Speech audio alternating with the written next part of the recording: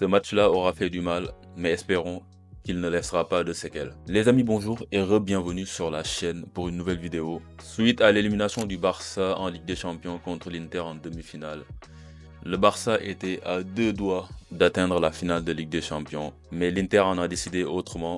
On va revenir aujourd'hui sur les enseignements à tirer sur ce match, mais également on va parler de la suite de la saison parce que la saison n'est pas encore terminée. Le Barça a un match très important, un match primordial pour la suite de la Liga ce dimanche contre le Real Madrid. La saison du Barça peut encore être réussie à condition qu'on gagne le championnat. Et cela passera par une victoire ou au pire un match nul lors du prochain Classico. Alors on parle de tout ça dans la suite de cette vidéo. Je sais qu'aujourd'hui il y a un tel focus sur la Ligue des Champions que dès que votre équipe ne la gagne pas, c'est comme si c'était la fin du monde. Mais moi personnellement, en tant que supporter du Barça, je suis vraiment fier du spectacle qui a été fourni par l'équipe pendant toute cette saison en Ligue des Champions. Parce que quand on regarde le foot, c'est pas uniquement pour dire à la fin de la saison notre équipe a gagné ce trophée ou cet autre trophée, mais c'est également pour vivre des sensations, pour vivre des moments qui paraissent des fois même irréels. Et cette saison, je pense qu'on a été fourni en termes d'émotion parce que ce club a fourni en termes de spectacle en Ligue des Champions.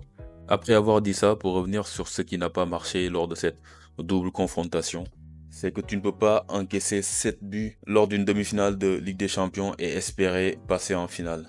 Je pense que les chances de passer en finale de Ligue des Champions en ayant encaissé 7 buts sont très minces. Pour gagner les grandes compétitions, il faut absolument une très bonne défense et un excellent gardien. Parce qu'on ne peut pas être dominateur pendant toute une compétition. Quand tu joues contre de très grandes équipes, c'est extrêmement compliqué. Donc il te faut dans des moments faibles d'avoir une défense qui puisse tenir et un gardien qui puisse te sortir des parades décisives comme a pu le faire Yann Sommer côté Inter. Alors je ne dis pas ça pour tomber sur Szczęsny. Il a rempli son contrat, il a fait ce pourquoi il a été recruté par ce club dans des circonstances qui n'étaient pas évidentes. On sait retour de retraite et tout ça. Vu les absences qu'il y avait en défense, c'était juste indispensable d'avoir un gardien qui puisse nous sortir de nos temps faibles. Malheureusement, ça n'a pas été le cas. Mais je ne vais pas m'attarder plus sur ce match. C'est du passé, le Barça ne gagnera pas la Ligue des Champions cette saison. On reviendra plus fort la saison prochaine avec de meilleures intentions. Et je pense que si on fait quelques recrutements et si on règle ce problème de la profondeur de banc, et également si on récupère un Ter Stegen à son meilleur niveau, on finira par la gagner cette Ligue des Champions. Maintenant, passons à ce qui est devant nous et ça arrive très vite. C'est un classico dimanche en championnat, un classico décisif pour la course au titre et qui pourrait voir le Barça réaliser un triplé national. Eh bien, on a une bonne nouvelle concernant le classico parce que Alejandro Balde et Marc Casado ont reçu le feu vert pour pouvoir revenir à la compétition et participer au match contre le Real demain en Liga à 16h15. On l'avait oublié, Marc Casado, il était très important quand il était disponible avant de se blesser il y a environ 4 ou 5 semaines. Son retour pourrait faire beaucoup de bien dans la suite de la Liga.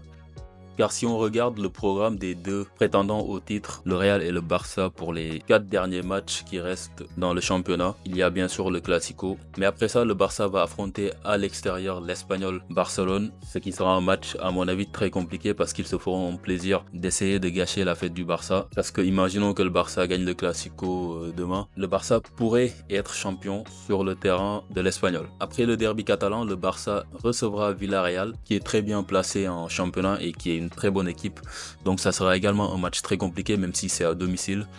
Et après ça, ça va être un très gros match également contre l'Athletic Club à l'extérieur en dernière journée de championnat. Imaginez si le Barça n'a que un point d'avance sur le Real en dernière journée de championnat.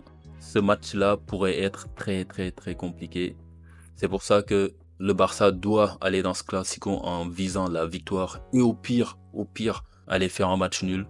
Même si le Real de son côté a également un calendrier compliqué, ils vont jouer Osasuna à domicile lors de la 36e journée, puis le FC Séville à l'extérieur, ce qui aussi peut être un match compliqué, et pour finir la saison, un match à domicile contre le Real Sociedad, qui est également une équipe très compliquée à jouer.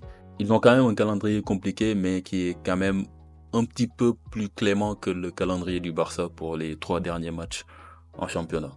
Donc voilà les amis pour cette vidéo, dites-moi dans les commentaires quelles sont vos prédictions. Est-ce que vous pensez que le Barça va gagner son 4e Classico de la saison et en même temps gagner la Liga, parce que avec une victoire ça serait presque fait. Ou pensez-vous que le Real pourrait venir gâcher la fête? Et on se retrouve à la prochaine vidéo, peace.